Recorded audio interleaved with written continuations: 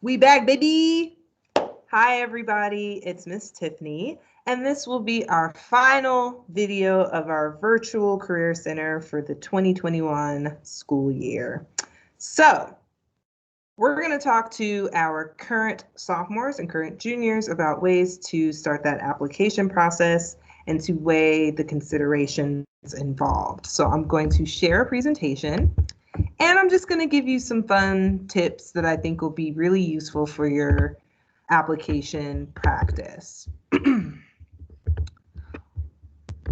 All right, so one of the biggest things is we're going to address the overview. We're going to go over any college admission information, as well as how to keep yourself involved. So let's go to college. So, overview. Let's go ahead and get started. The first step to this process is having an extremely positive academic mindset. You have to believe that you can do this. You have to believe that all of your years of hard work, all of your years of uncertainty have come and brought you to this point where you could say, okay, let me figure out what it is that I want for my life after Garfield. And know that once you put yourself in that positive academic mindset, it makes the really tough times of this process that much more rewarding. Step number 2, do your research. There are so many amazing people in this building that you can reach out to in person or virtually. So make sure that you use all of the available resources given to you. Number 3, start your college portfolio. Big on organization, making sure that you start to identify really important dates, make sure that you're keeping up with your passwords. I will say this again in this presentation because it's so important. Step number 4, attend any summer sessions. Get involved, get outside, go work for organizations, go find your passions. We're getting to a point where we will be opening up our economy coming up soon. So if you're able to get some vaccinations, get out there, stay busy. It shows colleges that you're highly motivated for this process. And then step number 5 is apply. Really get to it. Start to connect with any of your regional reps. Again, I will say this throughout this presentation because it's such an important part of the process. Those will be the people that you will ask all of your questions, and they will be reading your applications to decide if they're letting you into the school or not. So let's get into the college admissions process, ultimately how to research colleges and how to navigate the whole dang thing. So first things first, squad. This is gang. We got the counseling team. You see myself kind of right there. There's Miss Tiffany in the college and career portion of the squad. We have Miss Alston, Mr. Courtney, Mr. Lee, Mr. Willis, Mr. Burnett, Mr. Reese, and Miss Tracy. And all of them work to make sure that you get what you need. If you would like to learn more in terms of, ooh, is that my counselor? Or man, I've been trying to connect with them, or I've never met these people a day in my life. I have put a link right there in the top for you to click. And don't worry, all of this information will be in the description box. So please reach out to any one of us, ask us questions. There is no small or big enough question that we can't handle. So let's talk about the basics. What are the types of colleges that exist today? So right now we have our 4-year institutions, our 2-year institutions, which usually comprise of our trades, technical colleges, our vocations, or more career-focused colleges. And then we have the types of colleges that we will be mainly discussing today, which are the 4-year institutions, which are our research institutions, which they are trying to bring society to the next level with game-changing initiatives. A lot of times at research universities, the professor does have a tenure focus to make sure that they are really honing a lot of studies. And a lot of times what can happen are their TAs or the people that are living up to those and filling those big shoes of the professors will be giving you your lectures and such. So that's something to consider. Then there's liberal arts colleges, which usually are pretty small in comparison. They tend to focus more on the holistic academic approach. And then we have our Ivy League institutions. These are the top schools in the world, highly competitive, um, perfect grades, perfect test scores. Sometimes they don't even have like traditional admissions processes because they want to see what else you can bring to the table. Very cool schools in that league, as well as our HBCUs, or our historically Black colleges and universities. There was a time where students were not allowed to study together, so our Black students created their own institutions, and they still exist to this day, thriving and making sure that the Black experience is not only studied and honed, but celebrated. And then we have our all women's colleges. A lot of times students will find they don't want the distractions of like multi-gender in there. So they're like, look, let's get on campus, let's get to it and build a community. So, what to look for in your research?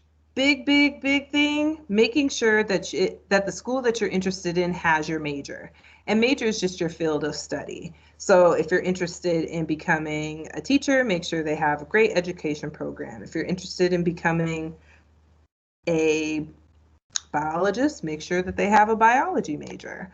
I can't tell you how many times students go to a school and they don't have anything that they're interested in studying, so they end up transferring. Location is huge. Are you somebody who's trying to do film in like the big city? You're not going to Oklahoma. Don't apply to no school in Oklahoma if that's not your lane. Like, really make sure that you are sticking to the goals of what you want your education experience to look like. And the cool thing about location is there's school initiatives and all types of study abroad programs within your campus, within your institution. And so you want to make sure that you're looking out for those opportunities. So even if you do decide you want to go to school in Oklahoma, make sure that they have like a study abroad program where you can explore your options remotely. There's also size to consider. Do you find that you have a little bit more anxiety the larger the class size? Well, that's something to consider because larger universities, especially your freshman year, they tend to have upwards of 300 students at a time in a particular class. Whereas smaller schools, there's more of an individual focus. You're not just student number 3975, you're more than that. You're Tiffany, you're John. Cost is a consideration for a lot of students. So if you're a student who has pinpointed their dream school, but maybe that cost is a little out of your reach, there are ways to make sure that your education can be paid for without drowning in buckets and buckets of debt. You just have to make the commitment to make sure that you are doing everything you can to reach out to your resources to make sure that cost is not a hindrance, but more just a consideration. And then campus life. Campus life is huge. I can't emphasize this enough. Campus life is not just, the things that you see in a stereotypical college movie or TV show. Campus life is really dope because it's supposed to be designed to help a student have a well-rounded experience. So if you're into sports and you want that big campus, go pack go type of situation, I know that's the NFL, don't at me. But if you want that big college town experience, that is something that you want to make sure you're looking for in your research. If you are a student who's heavily focused on making sure that you have a 24-hour library or a 24-hour research center or somewhere that has amazing clubs that resonate with you and you want to make sure you take part in. And let's just say you're a student who just really appreciates community. Make sure that you are researching what types of campus life activities or campus life resources exist on that campus. What not to look for is anything pertaining to peer pressure. Don't ever go to a school, y'all, just because you know somebody or maybe you have an aunt that lives in town. Please do your research to make sure that it's a school that you genuinely want to spend the next couple of years of your life being immersed in. And then the second part that kind of goes hand in hand in that is making sure that you're just not going to a school because of the name of the school. What if they don't have what you want to study? What if you'll be miserable in that particular environment? There's plenty of ways both in person and virtually to visit a campus. So I highly recommend making sure that, again, you do your research. Don't just go to a place because you've worn the sweatshirt since you were two. Really dig deep. I also have some resources included at the bottom of this slide, which are really great search engines. My personal favorite is niche.com. They do a great job of a very reader and user-friendly kind of report card system for each school.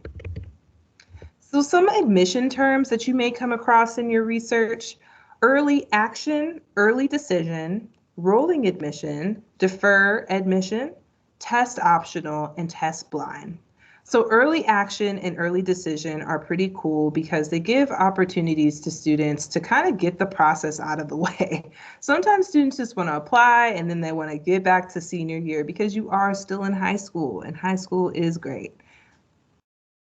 You want to make sure that early action and early decision are terms that you familiarize yourself with, though, because they are great and benefit, because there is a little bit of a benefit to applying early when there's not as high of a volume of applications. So your chances increase of getting in slightly. But early action, you can apply early, and it's not a binding, like, you have to go to this college, but early decision is. So again, early decision is for a student who has already made up their mind that they will go to this school if they get in. Now, if you apply early decision and you don't get in, it's okay. Really encourage you to keep applying to schools or have a list of schools that you will apply in addition to that, because they will not make you go to the school if you obviously don't get in. So it's something to consider there. But then early action is that less non-binding experience to take away a little bit of that anxiety, because it just shows that, like, you'll get your acceptance notification months before other students, so you can start planning accordingly. And then we have what's called rolling admission. And sometimes rolling admission is just what it is for the university. And then sometimes rolling admission happens after the regular decision has been met, but maybe they haven't filled their quota for numbers for applications, so there's room. So rolling admission is not a set deadline like other deadlines come up. It's a, apply, and if there's room and if you meet all the criteria and get in, you're in. And then there's what happens, let's say, if you do get into a school and you're like, you know what, but I still kind of need a little time.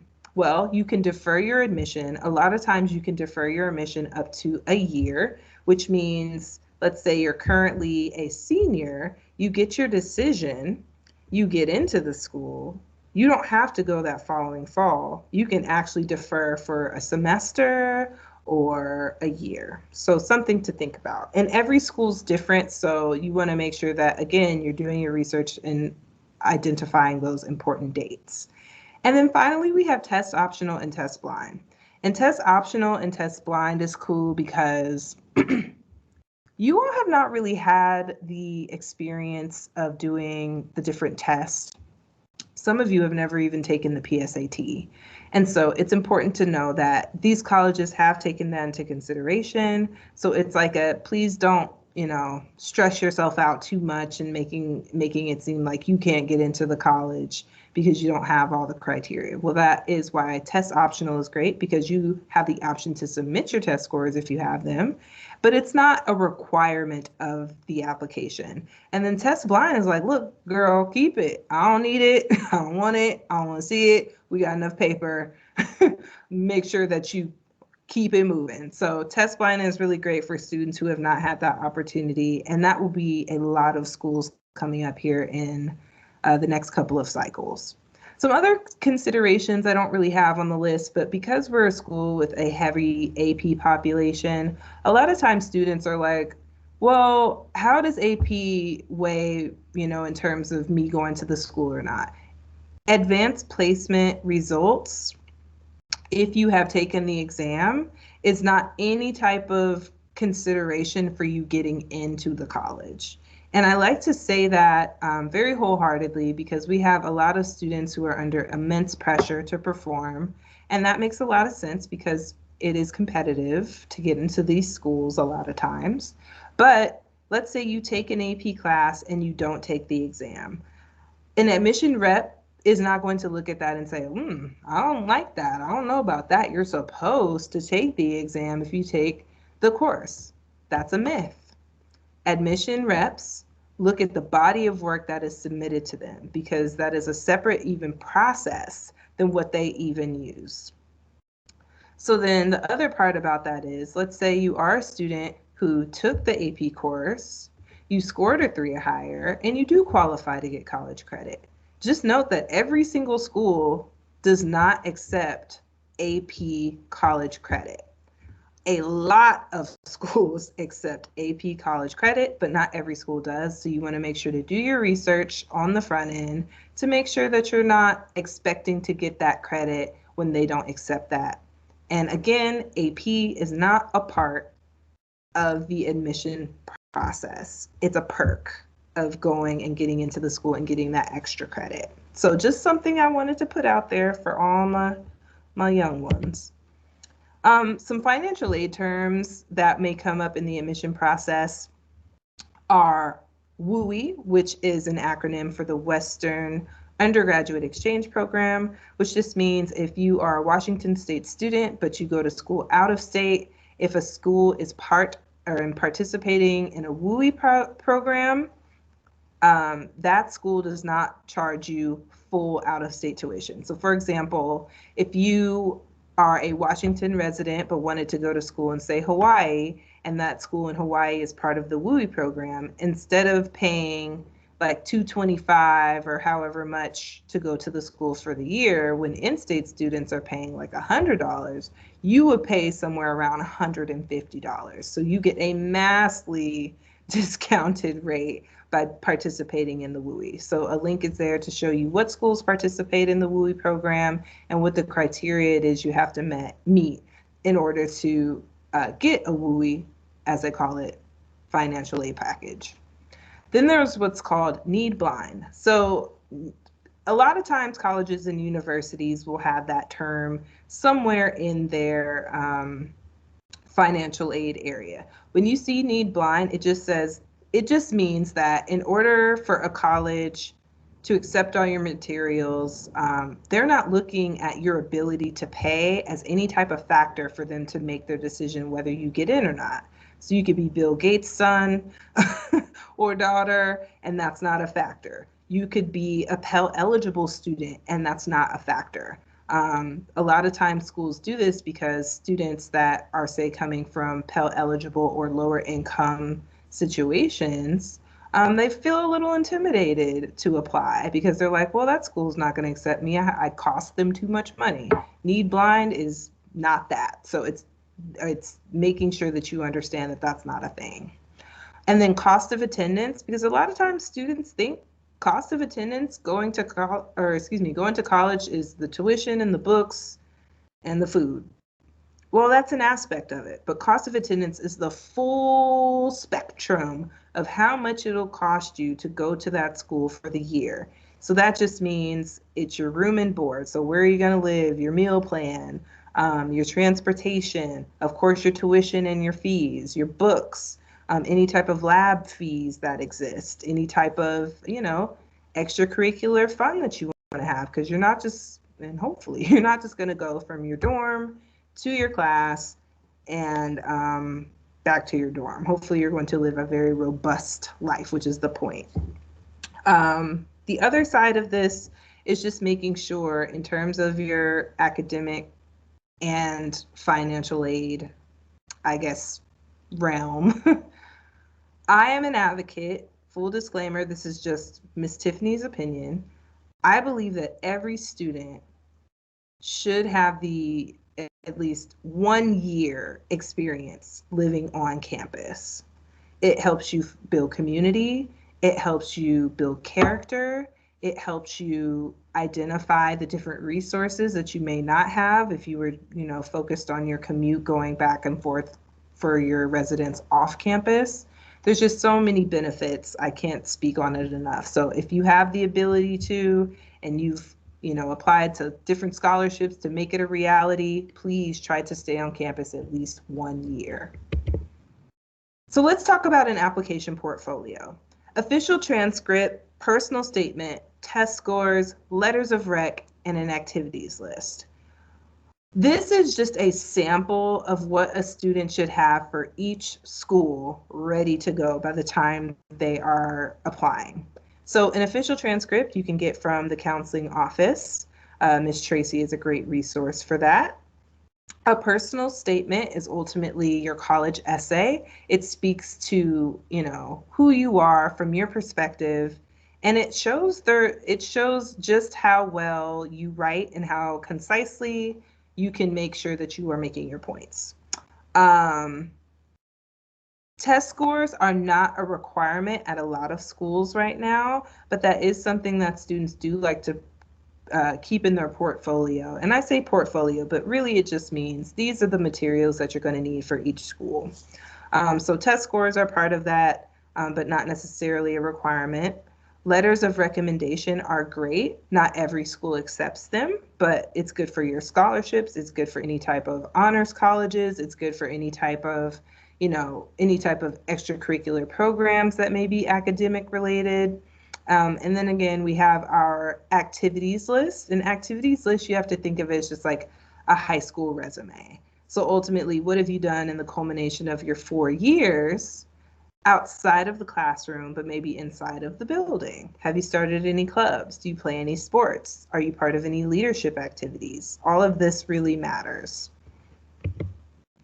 The application timeline is the big kind of bread and butter that I like to sum a lot of this up with. So from now until July, step one in your application timeline is just to make sure that you create a list of schools that are really interesting to you using those resources that were shared in the earlier slide. Number two, you want to make sure to categorize your list by what's called reach, match, safety. So a reach school is where you may not be the most competitive applicant that they have, but it is a dream school of yours and you would love and you definitely see yourself on that campus. I never want to discourage a student from applying. I think anything can happen.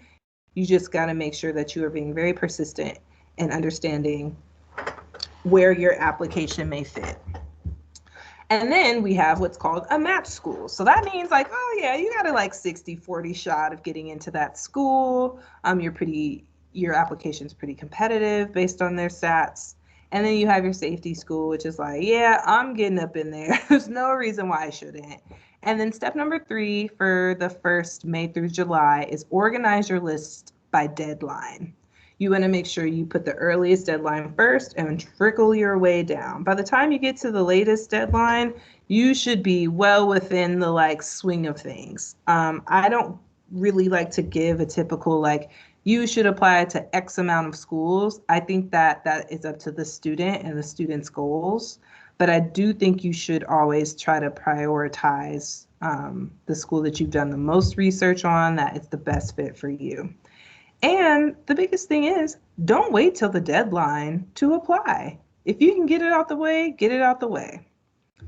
Step number 2 in the application timeline, August through October, applications start to open. So make sure to start creating your student accounts. You want to make sure you identify important dates and get organized with that.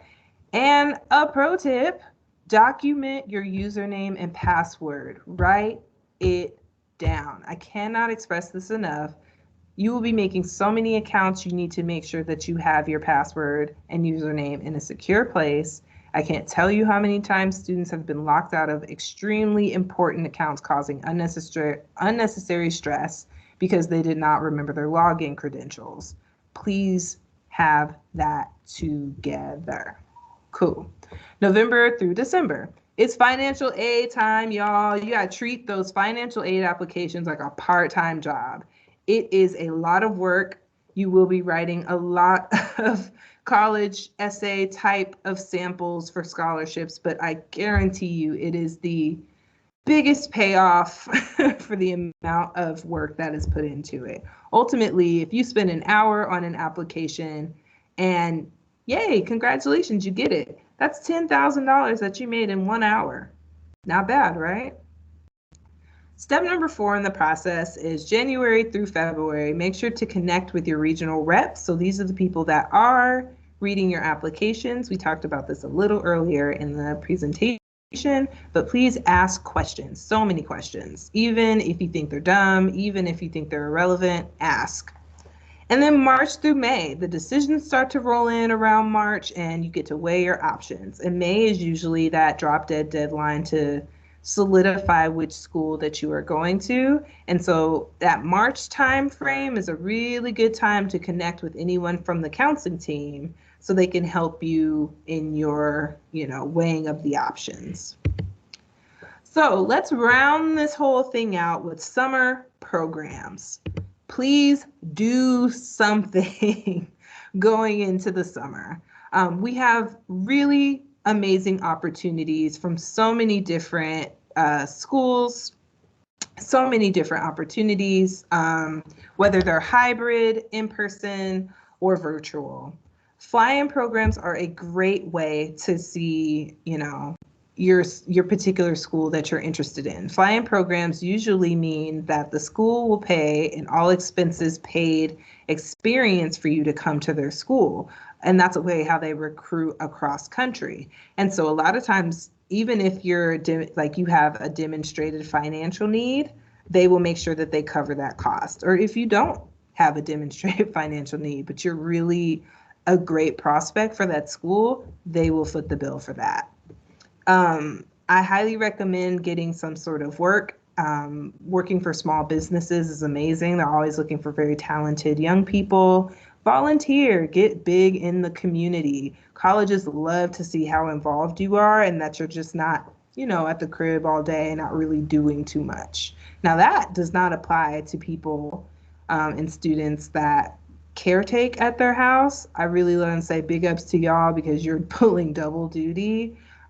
So make sure to put that in your activities list, just like you would a job or just like you would any type of other experience. I say anything UW only because UW has so many programs, so many engineering, business, kayaking, like whatever the need or whatever the interest is, UW typically has it, and they typically have it for either a low or a no cost. Questbridge, Leda, Boys and Girls Club, excuse any typos, I'll make sure to spruce that up. These are all programs which are good bridge programs to make sure that, you're getting the full, robust experience in the college application process. A lot of times programs like Leda will take students that apply, of course, and they'll take them on the campuses to study and do a cool bridge program for some credits. And then you'll get to see the campus, you'll get to meet other students who are interested in those types of schools. It's a really great opportunity. And then the Boys and Girls Clubs, I can't speak enough good things about them. There's all sorts of activities and youth summer job or youth employment and all sorts of things. So make sure to look at this for the summer. Make sure to keep yourself busy and make sure to document this so you can also not just have it for your college activities list, but you could also have it to meet some requirements that may be required for graduation. So I like to say thank you all so much. And I'm going to stop sharing my screen.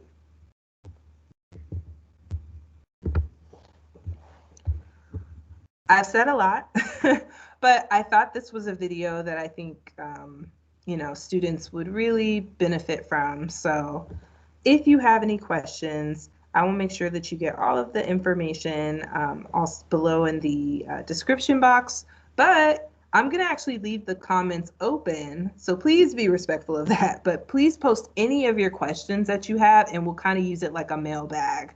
So any questions, there's nothing too big or too small. We're going to make sure you get what you need. So thank you so, so much for listening, guys. And I really do hope that this year has been one that you can reflect on and grow from. And we're just so proud of all of you. And thank you, and reach out if you need to. Okay, bye.